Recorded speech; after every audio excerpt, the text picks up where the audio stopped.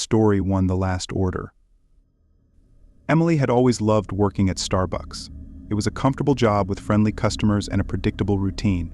That was until she started working the night shift at the Starbucks located in a small, isolated town on the outskirts of the city. The store was one of the few businesses open late, and it drew a small but steady stream of customers throughout the night. One night, just after closing time, Emily was in the back room organizing supplies when she heard the faint sound of the bell above the door jingling. It was odd, because she was certain that the store had already closed. The clock on the wall confirmed that it was well past closing time. She sighed and headed to the front, figuring it was someone who had missed the closing announcement. When she reached the counter, she was startled to find a man standing there. He was tall, with a scruffy beard and a worn-out coat. His eyes were dark and hollow, and he gave off an unsettling aura. He looked around as if he were lost. "Sorry, we're closed," Emily said, trying to keep her voice steady. "Can I help you with something?" The man didn't respond immediately. Instead, he looked at her with an intensity that made her uncomfortable. Finally, he spoke in a raspy voice. "I need a coffee. It's very important." Emily hesitated.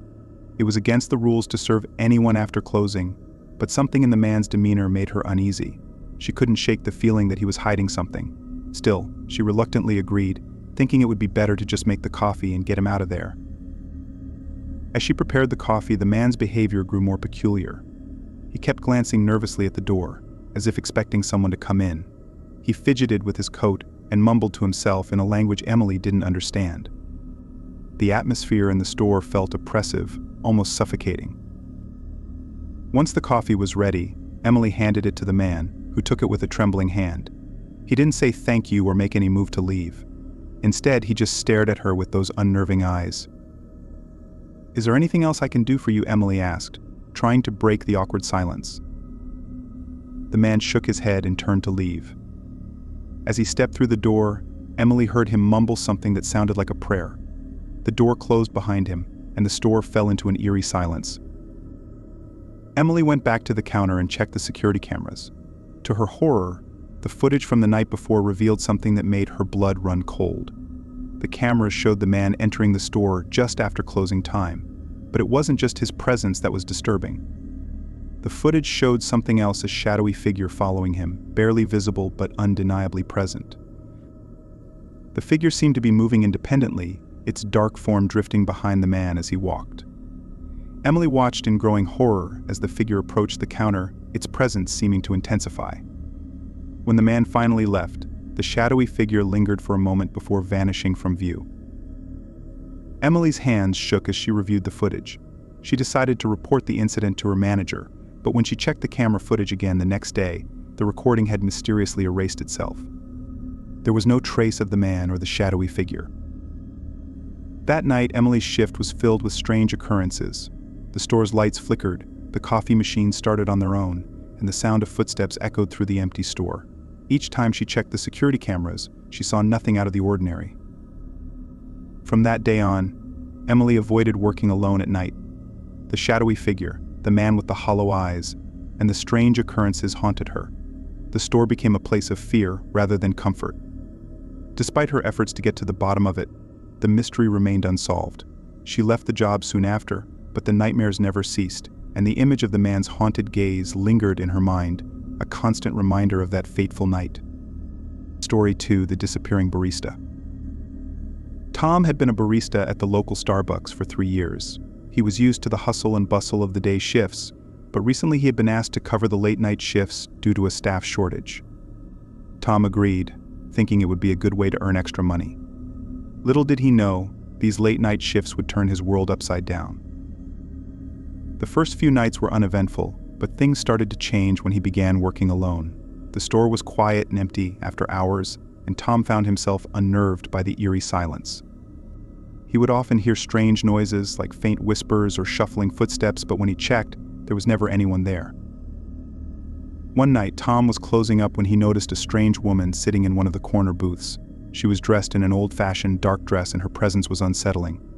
Her face was hidden by the shadow of her hat, and she sat perfectly still, as if waiting for something. Tom approached her cautiously. "Sorry, we're closing now. Can I get you anything before we lock up?"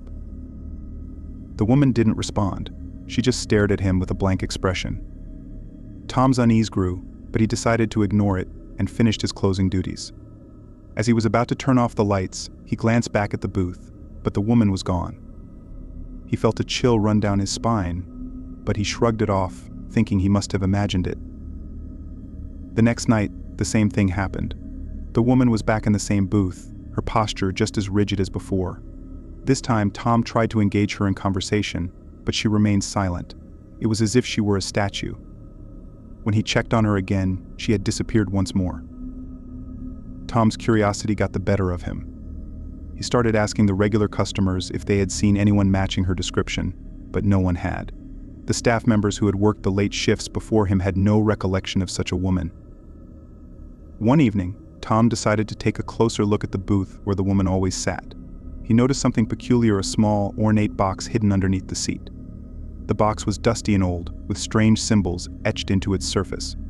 Tom's heart raced as he reached for it. As soon as he touched the box, a cold wind swept through the store, and the lights flickered. The whispers he had heard before grew louder, converging into a haunting chorus of voices. Tom tried to open the box, but it was locked tight. The whispers grew more urgent, and the temperature in the store plummeted.